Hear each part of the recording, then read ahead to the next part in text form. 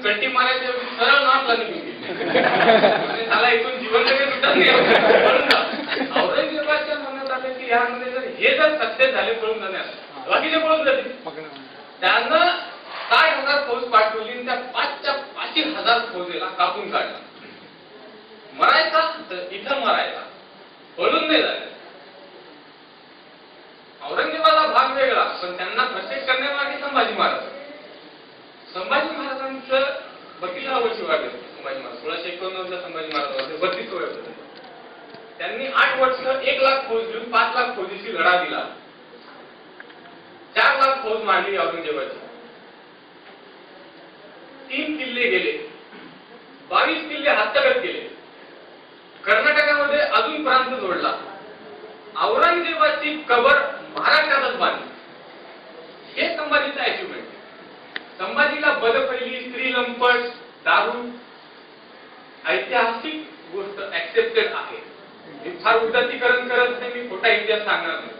संभाजी महाराजांना दारूचे व्यसन होते, शहाजी महाराजांना होते, शिवाजी महाराजांना होतं. त्यावेळेसचे जे नोबल्स होते, जे राजे महाराजे होते, त्यांना दारूचं व्यसन असायचं. अकबराला दारूचं व्यसन होतं, शहाजीला दारूचं व्यसन होतं, संभाजीला दारूचं व्यसन होतं. पण त्यांचं औरंगजेब तर मरेपर्यंत दारू करता. औरंगजेब तेवढा तर बरीच नव्हता. औरंगजेब आणि हे सगळे मेन लोक सांगत, ह्या लोकांचं दारूचं व्यसन कधीच त्यांच्या राजकारणाच्या आड आलं नाही. ही गोष्ट त्यांना संभाजीचं व्यसन कधी दारूच्या आड आलं नाही. ते रॉयल लोक होते, त्यांचे त्या कालीन रॉयल शौक असतील. राजकारणात आणि समाजकारणात त्याचा फरक पडतो का हे पाहणं आपलं कर्तव्य आहे. त्यांच्या पर्सनल लाईफ मध्ये झाकून पाहणं आपलं कर्तव्य आहे. दुसरं, स्त्री लंपटपणा.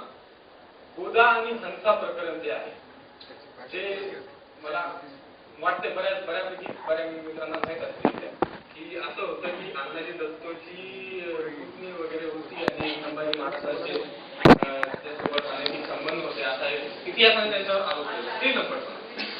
आणि ही मल्हारराव रामराव चिटणीस याची बखर आहे, त्याच्यामध्ये हा पहिला आरोप करण्यात आला.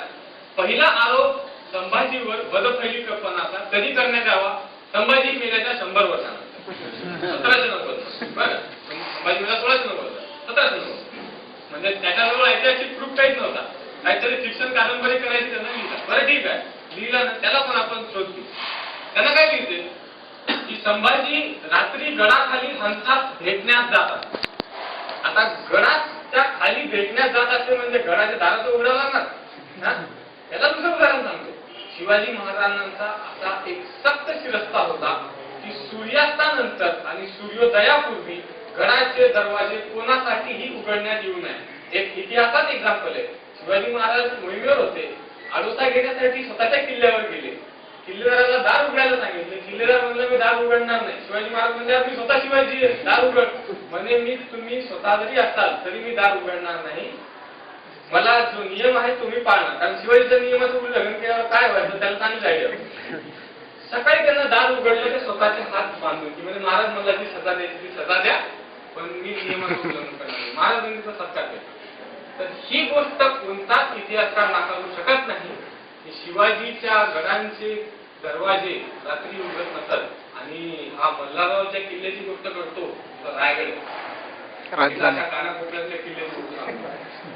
रायगडाचे किल्ले रात्री उघडणं अशक्य होतं. ही एक कॉन्ट्रोवर्सी झाली. हा, आणि ही जे पहिले सांगितली शहाजादीचा हात मागितला होता. शंभू महाराजांना औरंगजेबाने पकडून दिले. औरंगजेबाच्या 2-3 सरदाऱ्या होत्या त्या बिना लग्नाच्या, पण त्यांचं वय अनुक्रमे 65, 57 आणि 55 वर्ष होतं. आणि संभाजी महाराजांचं वय 32 वर्ष होतं बरं का त्यावेळेला. तर कोणतंच लॉजिक बदलत नाही वगैरे मागण्याला. आणि तसं काही झालेलं नव्हतं. काही जागा खत्री खानाचे पूर्ण जेवण. संभाजी महाराजांची प्रतिमा मलिन करण्यासाठी रागीट एकदम खुन्नस मध्ये येऊन जाऊन बारामारीवर उतरणारा राजपुत्र वगैरे. हा, रागीट होते. मराठी माणूस रागीट असतो त्याचा काही वाद नाही. त्याचा आम्हाला अभिमान होता. बदफैली, स्त्री लंपट आणि आरोगंट. याच्यासाठी एक असं उदाहरण आहे की संभाजी महाराजांचा एक दुसरा दृष्टिकोन आहे. ज्ञानेश्वर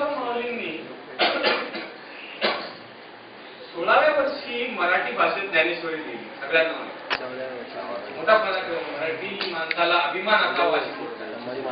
संभाजी महाराजांनी 14व्या वर्षी नखशिखा नावाचा संस्कृत भाषेत ग्रंथ लिहिला.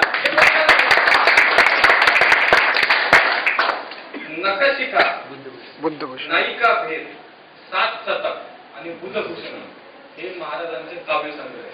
कशामध्ये पॉलिटिक्स आहे, कशामध्ये रोमॅन्स आहे, कशामध्ये साहस आहे. आणि हे आज जो लिटरेचरचा अभ्यासक आहे त्याला लावून विचारा, हे मिडिवल लिटरेचरचे माइलस्टोन्स मानले जातात. संभाजी महाराज हा अत्युच्च लेवलचा कवी होता हे इतिहास आज मानते. आणि एका साईडला इतिहास हे बोलते, दुसऱ्या साईडला मान बोलते बद फैली आहे वगैरे. तर याला काहीच सत्य करणार आहे. आणि हे आता पुढून निघत आहे ही फार आनंदाची गोष्ट आहे.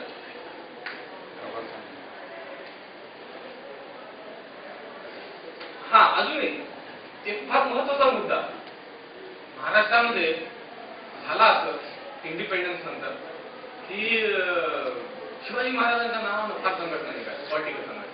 कारण मराठी माणसाला शिवाजी म्हणलं की ते एकदम डोक्यातनं विचारच करत नाही. काय करायचं ते सांगा. शिवाजी महाराज की जय म्हणले की कुठे शिवाजीच्या नावावर भरपूर संघटना उघडल्या. त्यांनी बरंच शिवाजीच्या नावानं राजकारण केलं. काय काय केलं तुम्हाला माहिती आहे. अजूनही चालू आहे. इकडं पुतळा वगैरे बांधतो म्हणतात, चालू आहे काहीतरी. मग शिवाजी महाराजांच्या इन्स्टिट्यूशन सॅच्युरेट झाल्यासारखं वाटलं, मग त्यांनी संभाजी महाराजांच्या नावावर इन्स्टिट्यूशन काढायला सुरुवात केली. काहीतरी ब्रिगेड, छावा वगैरे बरेच केले. मग यांनी काय एक विचित्र प्रकारचा ट्रेंड सुरू केला, फारच विचित्र. इतिहासाची म्हणजे माणसाचा मेंदू किती नॅरो माइंडेड असतो. हे लोक सरळ सरळ तुलना करतात, शिवाजीची आणि संभाजीची तुलना करतात की संभाजी महाराज म्हणजे लय खतरनाक माणूस, विष्ट लढाया, दिसलं की काप, दिसलं की काप, एकही लढाई हरला नाही. आणि शिवाजी महाराजांनी काही एवढ्या लढाया केल्या नाही. शिवाजी महाराज आपले किल्ल्यावरच आहे. संभाजी महाराज कुठेही आणि धर्म वाचवला. आणि ते सगळ्यात फेमस वाघाच्या दबड्यात कशाला संभाजी महाराज एवढा इम्प्रॅक्टिकल नव्हता, पहिली गोष्ट. दुसरी एक कथा सांगितली जाते की म्हणे काहीतरी गुन्हा झाला संभाजी महाराजांच्या हातानं आणि शिवाजी महाराजांनी त्यांना शिक्षा केली की भुकेला वाघ आहे आणि त्याच्या पिंजऱ्यात संभाजीला सोडून देण्यात आलं. मग संभाजी महाराज ते 17 पिंजरा काढून गेले त्या वाघाच्या पिंजऱ्यात आणि त्या वाघाला असं तोंड धरून वगैरे फाडून टाकले. तर याला पण काही ऐतिहासिक काही आधार नाही, असं काही नव्हतं. तर हे पूर्ण धाडांचं खोट आहे, म्हणजे मूर्खपणाचा कळत आहे. ह्या लोकांबद्दल जे म्हणलं जाते बघा, बाजी प्रभू देशपांडे काय म्हणला घोडखिंडीमध्ये, वाक्य फार महत्वाचं आहे, ऐतिहासिक वाक्य. लाख मेले तर चालतील पण लाखाचा पोशिंदा जगला पाहिजे.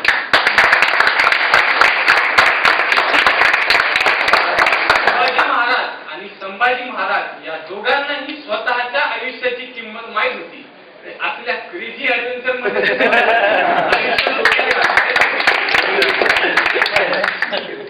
हे दादांचं खोटे, यांच्यावर विश्वास ठेवण्याचा प्रश्नच येत नाही. आणि हा हे तुलना जे करतात, कारण यांना कसं आहे, यांचा मेन फोटो लावतात संभाजी महाराजांचा, तर मग त्यांना करावं लागते नाही का. तर याच्यावर मी एक उदाहरण सांगतो, कधी तुम्हाला तसले लोक भेटतील तर त्यांना हे उदाहरण जरूर आहे. संभाजी महाराजांनी बुधानपूर लुटलं राज्याभिषेकाच्या 15 दिवसांनी. कसं लुटलं ते फार मोठा गोष्ट आहे. गोष्ट अशी झाली की शिवाजी महाराजांनी जी 2दा सुरत लुटली त्याच्यामधून जितका खजिना आणला त्याच्यापेक्षा जास्त खजिना संभाजीने एकदाच बुधानपूरून आणला 15 दिवसात राज्याभिषेकात. मग खजिना आणला, रायगडावर फुल एकदम धिंगाणा उत्सव वगैरे चालू. मग ते दरबारामध्ये ते खुशमस्करी लोक असतात बघा, काही ना काही काम नसतं, ते फक्त तारीफ करत जातात राजाची. आणि मग ते एक होता असाच कवी ब्रज भाषेतला, त्याचं नाव होतं. मग त्यानं म्हणला, शिवाजी तो क्या शिवाजी, संभाजी तो सवाते निघला. शिवाजी पेक्षा सरस चालला संभाजी. संभाजी महाराज उभे राहिले, बाकीचे लोक काय वा वा वा वा म्हणतात नुसते, काही काम नाही. यांनी म्हणजे संभाजी महाराज म्हणजे थांबा विषय. वाक्य बघा संभाजी महाराज. संभाजी महाराज म्हणतात, हिमालयासारखा पिता आम्हाला लाभला हे आम्ही आमचं भाग्य समजतो. त्यांच्याशी आमची तुलना करण्याची गफलत कोणी करू नये. पण त्याच वेळेस ही गोष्ट ध्यानात ठेवावी की आमच्या धमन्यातही त्यांचंच रक्त आहे.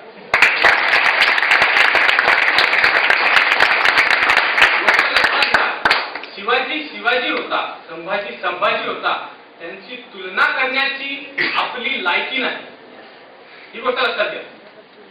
इतिहासात दोघांचं स्थान वेगळं आहे. इतिहासात दोघांनी आपले स्वतःचे पर्व निर्माण केले आहे. तुलना करण्याचा प्रश्नच येत नाही. स्वतःच्या फायद्यासाठी जर तुलना करत असाल तर तुमच्या एवढे मूर्ख तुम्हीच असं त्या संघटनावाल्यांना मानतो. सरळ जंजिराबद्दल एक सांगायचं तर बघा कसं आहे. जंजिराची गोष्ट अशी आहे की महाराजांच्या मनामध्ये सलणारा सगळ्यात वाईट जंजिरा, अजिंक्य ज्याला म्हणलं जाते जंजिरा जिंकता आला. शहाजी महाराजांनी बघा लक्षात घ्या की ध्येयवाद कशाला म्हणतात आणि प्रयत्न करावे ते कसे करावे. शहाजी महाराजांनी जंजिरावर 3दा अटॅक केला असफल. शिवाजी महाराजांनी जंजिरावर 8 वेळेस अटॅक केला, 8 वेळेस असफल.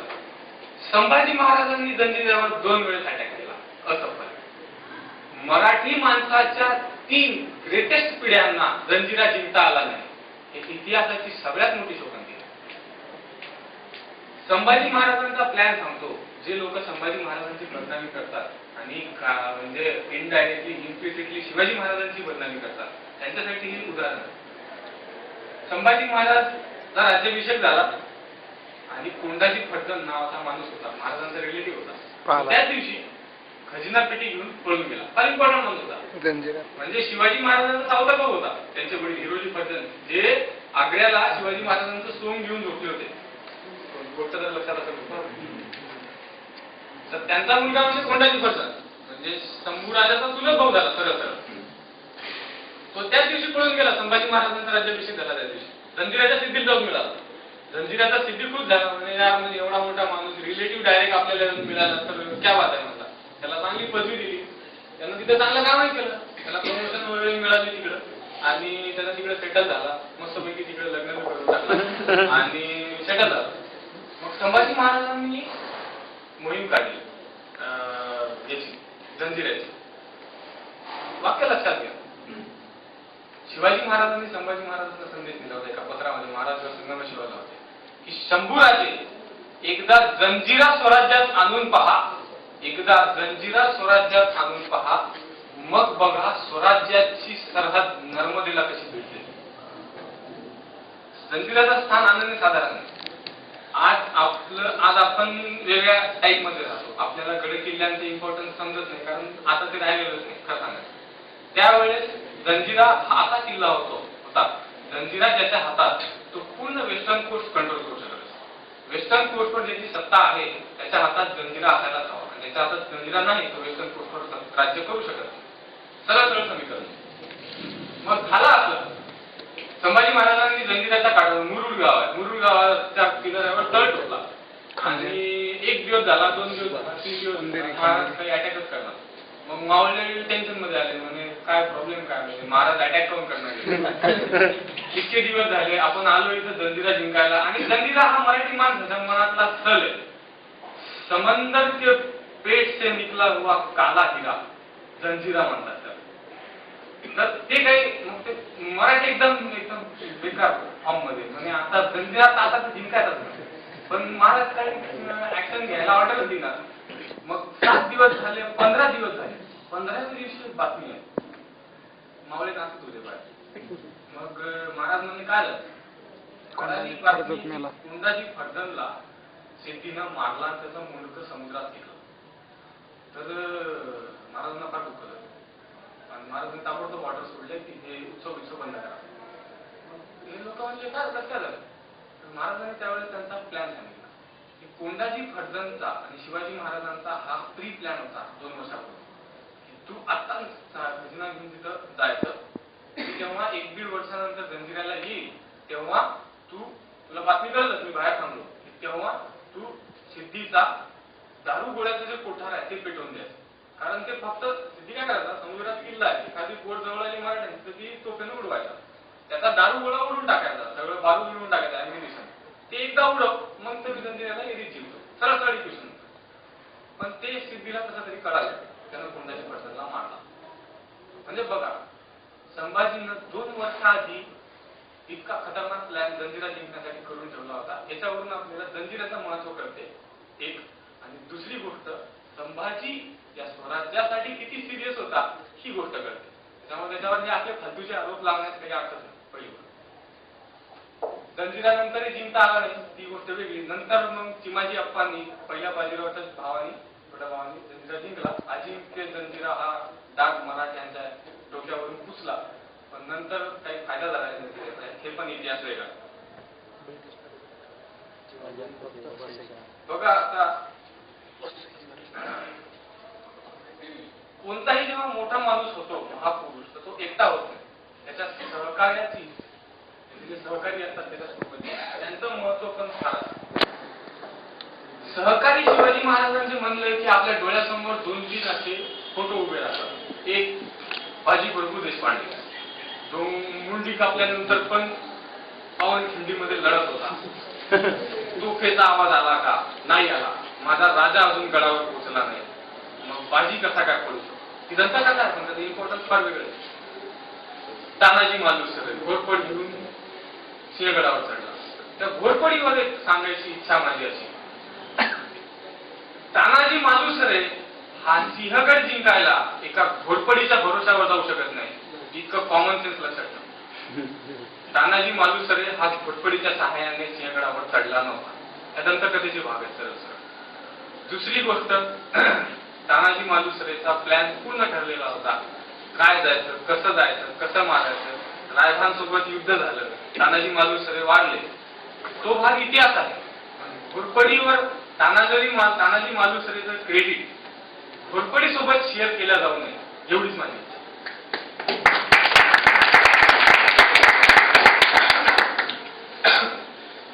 एक महाराजांचा सहकारी रामजी पांगेरा, त्याचं नाव बहुतेक जणांना माहीतच नाही. रामजी पांगेरा माझ्या मित्रांनो हा रामोशी होता. आज जर बघताल तर माझ्या हिशोबाने ती एक ट्राईब आहे कोकणातली, आणि ती शेड्यूल ट्राईब मध्ये येते. शिवाजी महाराजांनंतर ह्या ट्राईबला सन्मानाचं स्थान दुर्दैवाने भेटलं नाही, पण ह्या ट्राईबचं इम्पॉर्टन्स फार महत्वाचं. लोक अतिशय काटक, निष्ठावान, आणि एकदा निष्ठेला पेटले की मग यांना आवडणं असंभव. शिवाजी महाराजांनी सालेर मुल्ले, कोणी नाशिकला असेल तर त्याला माहिती, सालेर मुल्ले किल्ले, त्या किल्ल्याचा किल्लेदार होता रामजी पांगेरा. सालेर मुल्लेची अजून एक गोष्ट अशी, एक मराठी माणसाचा सगळ्यात मोठा जोडून शिवाजी महाराज म्हणले की गनिमी कावा. शिवाजी महाराजांना मैदानी युद्ध येतच नव्हतं काय सरळ सरळ, किंवा शिवाजी महाराजांनी मैदानी युद्ध केलेच नाही, सरळ सरळ म्हणायचं. काय हो म्हणतंय, आमच्या शिवाजी महाराजांकडे फौज लय कमी होती, त्याच्यामुळं मैदानी युद्ध कधी शिवाजी महाराजांनी केलंच नाही. आणि ते नेहमी, आणि याच्यामुळेच काय होते, बाहेरचे लोक म्हणतात पहाड का चुहा म्हणतात शिवाजी महाराजांना. मुघल लोकांनी वापरलेला शब्द पहाड का चुहा. आणि कशाचा पहाड का चुहा, मी उदाहरण सांगतो तुम्हाला. सालेर मुल्लेरला लढाई झाली होती. मोगलांची फौज बुऱ्हाणकडून आली होती 1,20,000 आणि मराठ्यांची फौज होती 60,000, फक्त 60,000. लढाई झाली होती मैदानी, आणि 1,20,000 मधून, लक्षात घ्या आकडा, 1,20,000 मधून 3,000 लोक वापस गेले.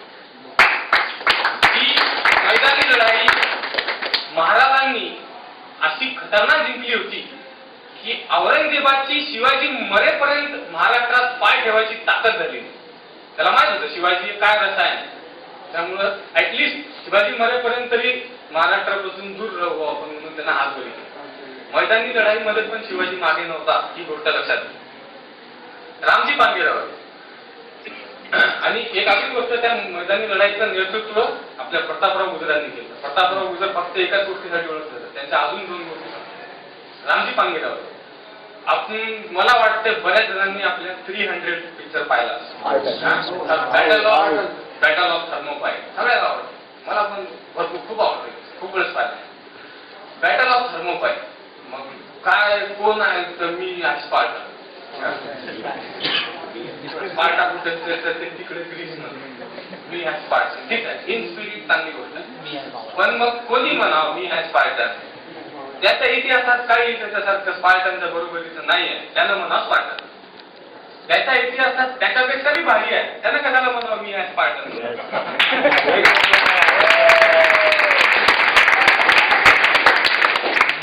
रामजी पांगेरा, रामजी पांगेरा किल्लेदार होता, रामोशी साधारण मध्ये छोटासा गड, हार्डली 250 मावळे, फक्त 250 बरं. आणि बहादूर खानानं वेढा घातला गडाला. त्याला वाटलं आपल्याला हाय काय 250 लोक आहेत, काय होणार होऊन 250 लोक किती दिवस टिकवतात.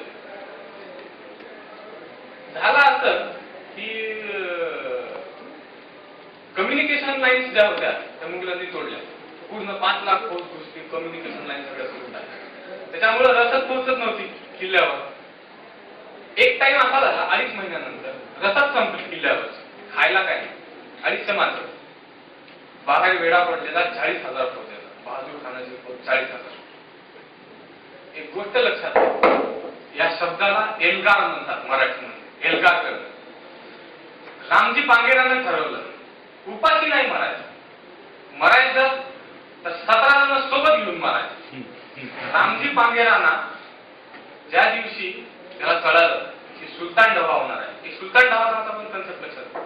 सुलतान ढवा हा मुघलकालीन कन्सेप्ट आहे. सुलतान ढवा म्हणजे काय, की जेव्हा बरेच दिवस एखादा किल्ला पडत नाही तेव्हा मग मुघल सैनिक काय करतात, वेड्यात असलेले सगळी शक्ती एकवटात आणि एकाच साईडनं अटॅक करतात, एकाच फ्रंटवर, आणि मग ते किल्ला पडते. असं त्याला सुलतान ढवा म्हणतात, म्हणजे सर्व ताकद लावायची. तर रामजीला कळलं की आज सुलतान ढवा होणार आहे, आणि कोणीच मूर्ख माणूस सुलतान ढवाच्या वेळेस किल्ल्याच्या दरवाजे उघडत नाही, कारण त्यावेळेस त्यांची पूर्ण ताकद एकवटलेली असते, नवीन फौज आलेली आहे. रामजी पांगेरानं किल्ल्याचे दरवाजे सताळ उघडले, सताळ 250 मावळे, दोन्ही हातात तलवार. कारण काय, एका हातात ढाल ठेवणे. बघा प्रिन्सिपल बघा, एल्गार म्हणजे एल्गार, लढाई नाही. लढाई म्हणजे काय, एका हातानं मारणार, दुसऱ्या हातानं बचाव करणार. एल्गार म्हणजे ढाल नाही घ्यायची, एल्गार म्हणजे दोन्ही हातात तलवारी. ढाल घेणे हे शत्रूचा अपमान आहे, हे एल्गारचं तत्व आहे. दोन्ही हातात तलवारी घेऊन 250 मावळे, रामजी पांगेरा. रामोशी लोकांचा तरी फोटो बघतात, रामोशी ट्राईब लोक, ते फक्त धोतर असते त्यांचं गुडघ्यापर्यंत, फक्त वर काही झालं. दोन्ही हातात तलवारी घेऊन रामोशी 250 रामोशी 40,000 फौजेवर तुटून पडले. रक्ताचा चिखल झाला होता, हा मुघल इतिहासकारांनी लिहून ठेवला. रक्ताचा चिखल झाला, लक्षात घ्या. अशी लढाई झाली होती की बहादूर खानानं अर्ध्यात सालेम मुले सोडला. हा मराठ्यांचा इतिहास आहे.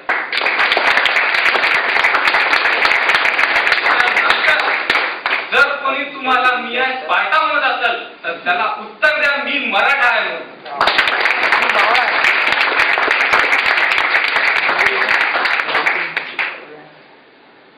प्रतापरावांचं फार नाव, प्रतापराव म्हणजे आपल्या जिव्हाळ्याचे विषय. मराठी माणूस अपमान सहन करू शकत नाही. अरोगन्स बद्दल जे मराठी माणूस फेमस आहे, मराठी माणूस अपमान कधीच सहन करणार. महाराजांनी प्रतापरावांचं खरं नाव कुडतोजी बुजव, त्यांचं नाव प्रतापराव. मिर्झा राजा जयसिंग जेव्हा 1665 ला महाराष्ट्रात आला,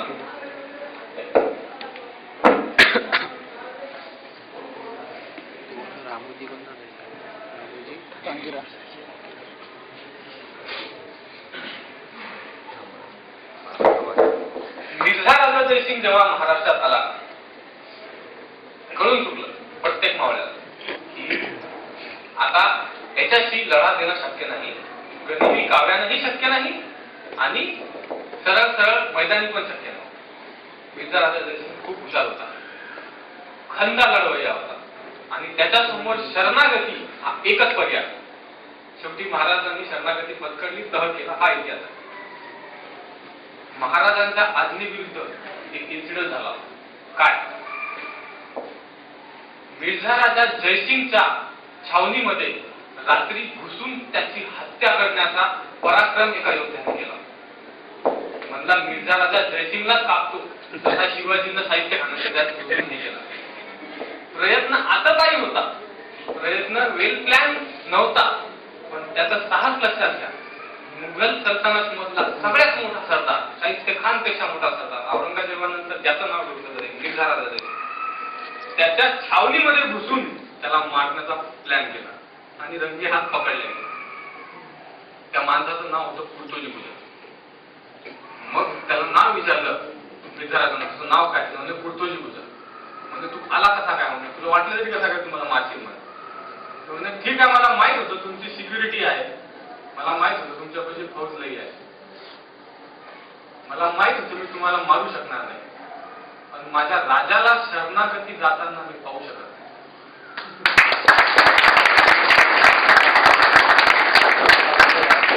महाराजांनी त्याला खूप रागवलं आणि त्याच्या पराक्रमाची दाद दिली, त्याला सोन्याचा कड दिली आणि त्याचं नाव ठेवलं, त्याला पदवी दिली प्रतापराव. पुढे प्रतापरावांनी सालेर मुल्लेचा पराक्रम गाजवला. 60,000 फौज घेऊन 1,20,000 कापून काढले. पुढे जाऊन महाराजांनी त्याला बहलोल खानाच्या मोहिमेवर पाठवला. बहलोल खानाच्या मोहिमेवर गेले आणि आततायीपणाने बहलोल खानाचा प्रथम दारुण पराभव करून त्याला जिवंत सोडून दिलं. जिवंत सोडून दिल्यानंतर ही महाराजांनी एक खरमरीत पत्र लिहिलं, जे सगळ्यांनाच माहित आहे, जवळपास प्रत्येक जणाला माहित आहे. खानास मारल्याशिवाय आम्हास तोंड दाखवू नये, महाराजांचं वाक्य. बहलोल आपल्या प्रतापरावांच्या जिवारी लागले, त्यांना आपली चूक जाणवली आणि 7 मावळ्यांसहित, म्हणजे 6 मावळे आणि 1 प्रताप, 7 जण मिळून बहलोल खानाच्या फौजेवर चालून गेले. विचार करा तो सीन कसा, विचार करा त्या माणसाची हिंमत काय आणि विचार करा त्या माणसाची स्वातंत्र्य निष्ठा काय. कुसुमाग्रजांचीच कविता आहे ती. म्हणतात, दगडावर दिसतील अजून तेथल्या टाचा, ओढ्यात तरंगे अजूनही रक्तरंगा,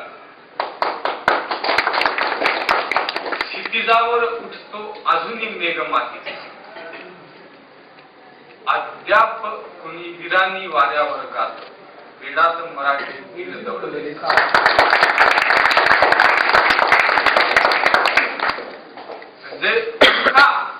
जशा समुद्रामध्ये विझण्यासाठी पडतात तशा 7 उल्का बहलोल खानाच्या फौजेत जाऊन विझल्या, पण त्या विझताना पण त्यांनी असा हाहाकार केला, इतिहासाला त्यांच्यासाठी एक मानाचं पान राखून ठेवावं.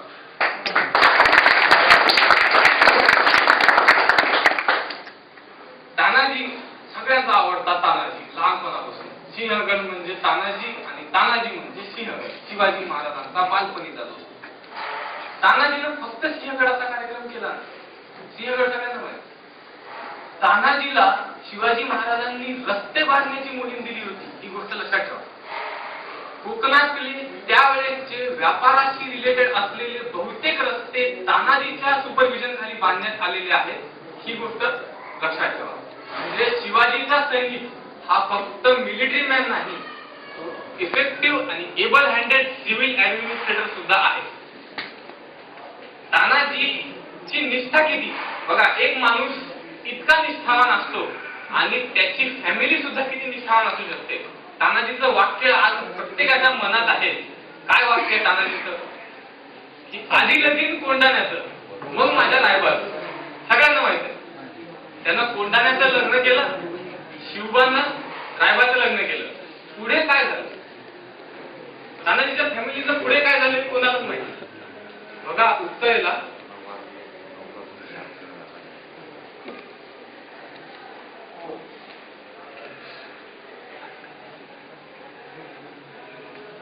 ब्रेक घ्यायचे आपण इथे कोण बोलणार एक जो मैं बोलू पडतो एक कविता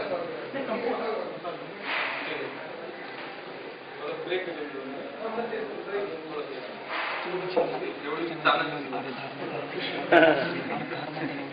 एक सगळ्यात उत्तरेचा गड स्वराज्यात पारगड, म्हणजे त्याला पारगड कशाला म्हणतात, जे एकदम पारावर आहे म्हणून महाराजांनी त्याचं नाव ठेवलेलं पारगड. नंतर नंतर ते स्वराज्यात बी राहिला. महाराजांनी तानाजीच्या फॅमिलीला ते गड देऊन टाकला, म्हणजे की या गडाची राखणदारी तुम्ही करायची. आणि रायबानं लग्नामध्ये महाराजांकडून त्यांची कवड्यांची माळ मागितली. कवड्यांची माळ म्हणजे भोसल्यांचं प्रतीक, सगळ्यात मूल्यवान होते, त्यांना मागितली. तानाजीचा मुलगा महाराजांनी देऊन टाकला. लक्षात घ्या, पारगडावर आजच्या तारखेला तानाजी मालुसरेचे वंशज अजून आहेत. शिवाजी महाराजांनी त्यांना आदेश दिला होता, आभाळात चंद्र सूर्य जोपर्यंत आहे तोपर्यंत पारगड सोडू नका. हे महाराजांचा आदेश आजही त्यांच्याजवळ आहे. मालुसरेचे वंशज आजही पारगडावर राहतात आणि त्यांच्याजवळ महाराजांची कवड्याची माळही आज